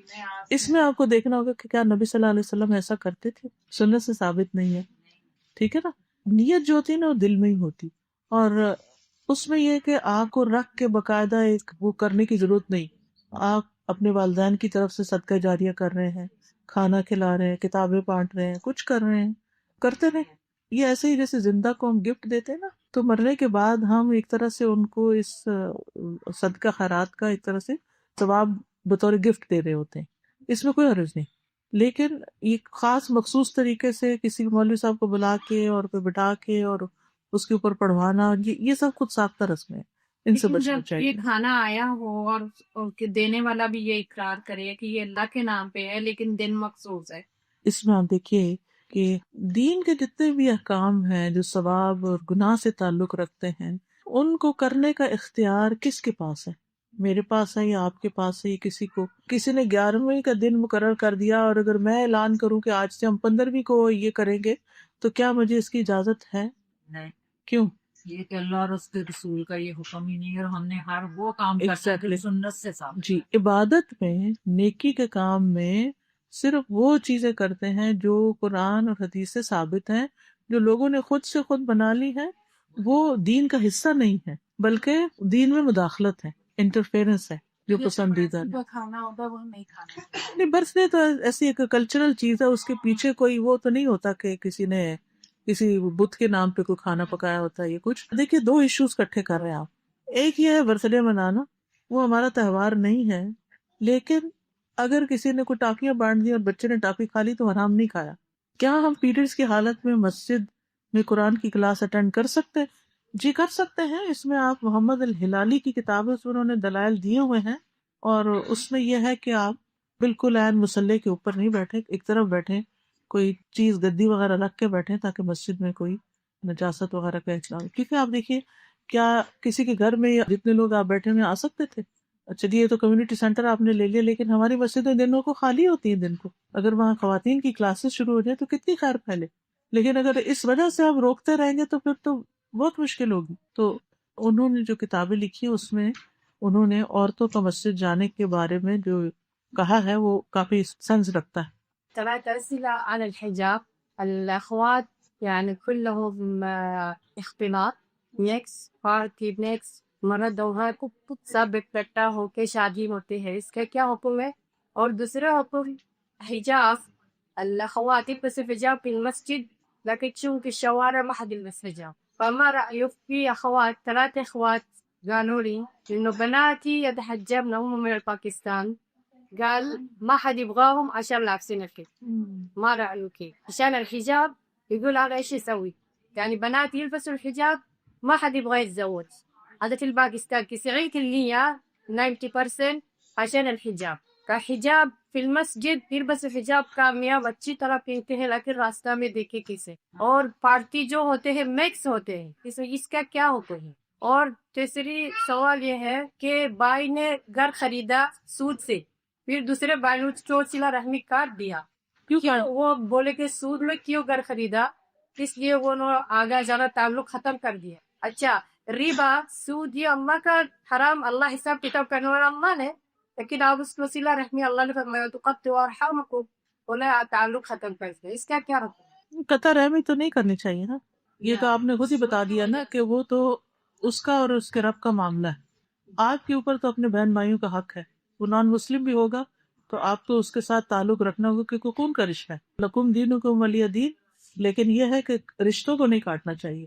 دوسری بات یہ ہے کہ جو آپ نے حجاب سے متعلق باتیں کی ہیں، میں نے پہلے بھی عرض کیا کہ میرے جو لیکچرز ہیں، جو میری رائے ہے اس میں سب موجود ہے کہ پردہ کا حکم کیوں ہے اللہ نے دیا ہے. اصل میں دیکھیے، جتنی بھی قیمتی چیزیں ہوتی ہیں ہم خود بھی ان کو ڈھانکتے ہیں تاکہ ان کی حفاظت ہو. عورت بہت قیمتی چیز ہے، تو اس کو جو حجاب کا حکم اللہ نے دیا وہ اس سے فائدے میں دیا. لیکن جب ہم اس حد کو توڑتے ہیں تو اپنا ہی نقصان کرتے ہیں. تو اس کے تفصیلی دلائل جو ہے سورۃ الاحزاب، سورۃ النور میں موجود. سورۃ النور وہ سورت ہے جس کے شروع میں اللہ تعالیٰ فرماتے ہیں سورۃ انزلناہا وفرضناہا. یہ سورت اسے ہم نے اتارا ہے، یعنی اللہ کا حکم ہے اور ہم نے اس کو فرض کیا ہے. اور اس کے اندر عورتوں کو اپنی زینت چھپانے کا حکم ہے. یہ کسی مولوی کی بات نہیں ہے، یہ میری بات نہیں ہے، اللہ کا حکم ہے کہ عورتیں اپنے سینے ڈھک کے رکھیں، عورتیں اپنے زینت کو چھپا کے رکھیں. اور خاص طور پر آپ دیکھیے افسوس کے ساتھ یہ کہنا پڑتا ہے جس وقت شادی پارٹی ہوتی اس وقت ہم سب سے زیادہ زینت میں، اور اس وقت ہم جب مردوں کی مجلس میں چلے جاتے ہیں تو پھر اپنے لیے خود ہی نقصان ہوتا ہے. اور اس میں صرف یہ نہیں کہ چلے ہم کہتے ہیں لو آپ تو ہر ایک پہ شک کرتے ہیں کہ شاید کوئی نہیں، شک کی بات نہیں، ہر ایک کے ساتھ شیطان ہوتا ہے.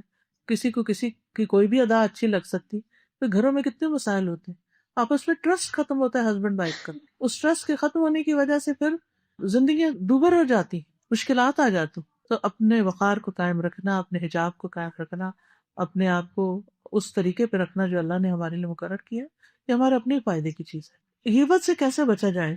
ارادہ کرنے کے بچنا ہے. کیا پیریڈز میں قبرستان جایا جا سکتا ہے؟ جانا ہی کیوں ہے؟ اگر آپ کو عبرت کے لیے جانا نا، تو دیوار کے پاس کھڑے ہو کر قبروں کو دیکھے اور سوچے کہ ایک دن میں بھی نیچے ہوں گی زمین کے، تو اس وقت اکیلی بھی ہوں گی اور رات بھی ہوگی اور ٹھنڈ بھی ہوگی، تو کیا ہوگا؟ اس کی تیاری کرنی ہے بہنوں، ہم سب نے کرنی ہے. دنیا کی رونقیں، زینتیں سب ختم ہو جائے گا. وہاں جانا ہے، نہ بچوں نے ساتھ جانا ہے، نہ میاں نے جانا، نہ لوگوں نے جانا ہے، اکیلے جانا ہے. اس گھر کو سجائیں. ہم سارا وقت دنیا کے گھر سجاتے رہتے ہیں اور اس گھر کو بھول جاتے ہیں. اللہ ہم سب پہ رحم کرے. چیئر پہ ہم سیدھا کرتے ہیں تو ہمارا ماتھا اور ناک کے لیے کہیں بھی نہیں لگتا. دیکھیے بہنوں کو میں ایک بات بتاتی ہوں جو میرے اپنے ایکسپیرینس میں آئی ہے اور میں نے سیکھا ہے. میں جب 10 سال پہلے کینیڈا میں تھی تو ایک دم سردی آئی اور مجھے نہیں پتا تھا کہ کتنی سخت ہوتی ہے اور کس طرح بچنا ہوتا ہے. تو میں باہر واک کرنے چلی گئی اسی طرح اپنے نارمل ڈریس میں. اب واک کر کے جب واپس آئی تو میری ٹانگ بہت اکڑی ہوئی تھی اور میں نیچے جا ہی نہیں پا رہی تھی. جانا بھی چھوڑ دیا کیونکہ جا ہی نہیں سکتی، جا نہیں پا رہی تھی. سمجھ بھی نہ آئے یہ گولی کھا وہ کھا، کوئی خاص فرق تھوڑا بہت پڑا اتنے میں. میں تو بالکل ہی کرسی پہ آ گئی. تو مجھے اس کا بڑا رنج اور غم رہتا تھا کہ یا اللہ یہ کیا ہے. اور میں چھوڑا نہیں، مستقل کوشش کرتی رہی کہ کوئی علاج اس کا ہو جائے.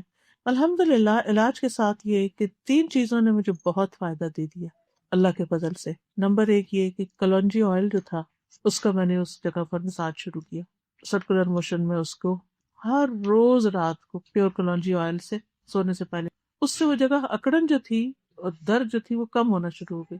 دوسری بات یہ جو درد کی دعا ہے، بسم اللہ بسم اللہ بسم اللہ اعوذ باللہ و قدرتہ من شر ما اجد و احاذر، یہ جو ہیلتھ والا گرین کارڈ ہے اس کے اندر ہے، جس جگہ درد ہو وہاں ہاتھ رکھ کے پڑے. یہ دعا مجھے آتی تھی اور مجھے بھولی تھی. ایک دفعہ ہمارے گھر گیسٹ آئے، میرے بھائی کے سسرال وہ لوگ، تو کہنے لگے کہ آپ بہت مشکل سے چل رہی ہیں. میں نے کہا ہاں. کہتی ہے آپ کو وہ دعا یاد ہے؟ کسی نے مجھے بتائی تھی اور میں نے جب پڑھی تو میں تو بالکل ٹھیک ہو. اچھا آتی تھی لیکن بھولی ہوئی تھی. تو الحمدللہ وہ ہاتھ رکھ کے پڑھنا شروع کی. تیسرے حدیث پڑھا رہی تھی تو یہ حدیث بیچ میں آئی کہ ہر روز ابن آدم پر اس کے 360 جوڑوں کا صدقہ واجب ہو جاتا ہے. 50 کے 2 نفل جو ہیں وہ ان جوڑوں کا صدقہ. اس نیت سے میں نے پڑھنے شروع کی کہ یا اللہ یہ جوڑ سلامت رکھ اور میری درد دور کر دے. اور پھر میں نے بڑی مشکل سے گھسٹ گھسٹ کے آہستہ آہستہ نیچے جانا شروع کیا اور کچھ دن تکلیف میں گزرے، لیکن الحمدللہ اللہ کے فضل سے اب میں نیچے بیٹھ کے نماز پڑھ لیتی. ریسنٹلی اس وزٹ میں پھر ٹھنڈ لگی مجھے کہیں اور رائٹ لیگ کا یہی مسئلہ ہو. پھر میں نے کہا کہ نہیں، میں نے کرسی پر نہیں بیٹھ، نیچے جانے میں اتنی مشکل کرتے کرتے کرتے یعنی کبھی سانس بھی بہت پھول جاتا ہے، کبھی بہت شدید تکلیف بھی ہوتی ہے، لیکن الحمدللہ نیت اور ارادہ اور دعا یا اللہ نہیں نیچے، کیونکہ سجدے کی سمجھ نہیں آتی. تو تھوڑی بہت تکلیف میں، وہ تھوڑی تو نہیں ہوتی تو ٹھیک ٹھاک ہی ہے، لیکن یہ ہے کہ انسان علاج کے ساتھ ساتھ نیچے جانا نہ اچھا اس میں کیا فائدہ ہوتا ہے کہ جب آپ جاتے رہتے ہیں تو وہ جو اکڑن ہے وہ کم ہونا شروع ہو جاتی ہے. اور قرآن مجید کی یہ آیت مجھے بڑی فائدہ دیتی ہے، وَلَلْآخِرَةُ خَيْرٌ لَكَ مِنَ الْأُولَىٰ، آخرت پہلے حصے سے بہتر ہے. کوئی بھی کام شروع میں بڑا مشکل ہوتا ہے، کرتے رہو تو آسان ہو جاتا ہے. تو کبھی بھی نیکی کا کوئی کام شروع کر کے تھوڑے دنوں میں گھبرا کے چھوڑ نہ دیں، لگے رہے، ایک دن آپ کر جائیں گے. جیسے قرآن سیکھنا ہے، تجویز سیکھنی ہے، ترجمہ سیکھنا ہے، کچھ کرنا ہے، لگے رہیں، آسان ہو جائے گا. اپنے اندر غصہ ہے، کچھ بری عادتیں ہیں، کنٹرول کریں.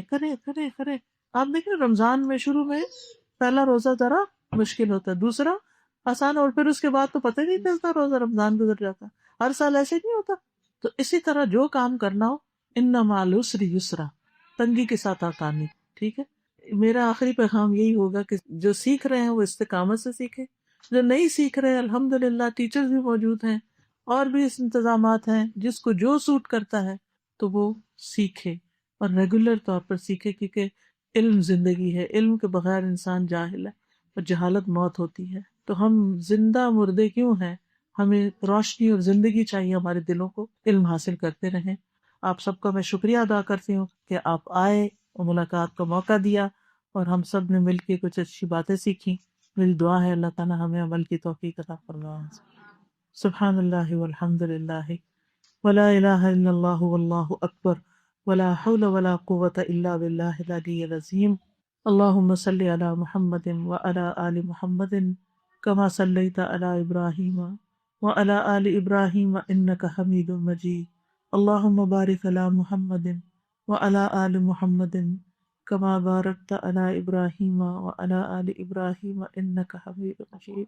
رب اعنی علی ذکرک وشکرک وحسن عبادتک.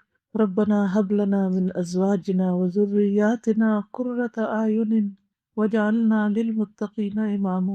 ربنا آتنا في الدنيا حسنة وفي الآخرة حسنة وقنا عذاب النار. ربنا لا تزغ قلوبنا بعد إذ هديتنا وهب لنا من لدنك رحمة انك انت الوهاب. یا اللہ جو کچھ پڑھا ہے سمجھا ہے اس پر عمل کی توفیق عطا فرما. ہمارے علم ایمان اور تقوی میں اضافہ فرما. یا اللہ ہماری آخرت عاقبت اچھی کر دے.